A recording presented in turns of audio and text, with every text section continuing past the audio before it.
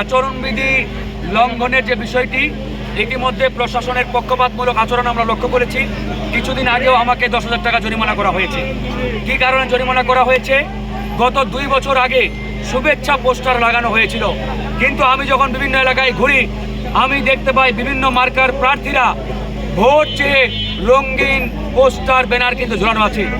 আমি নির্বাহী ম্যাজিস্ট্রেটকে এরকম অসংখ্য ডকুমেন্টস প্রমাণ দিয়েছি, কিন্তু তারা অ্যাকশন এখন পর্যন্ত নেয় নাই। তার মানে এখান থেকে পরিষ্কার বর্তমান প্রশাসন পক্ষপাতমূলক আচরণ করছে। আর নির্বাচনী যে পরিবেশ, এটার কথা যদি বলতে হয়, এখন পর্যন্ত পরিবেশ তুলনামূলক ভালো।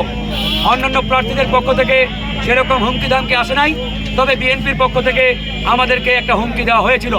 পরে আমি কথা বলেছি, তারা দুঃখ প্রকাশ করেছে এবং আমি বলেছি যে এখানে হুমকি ধামকি এসব চলবে না ভাই।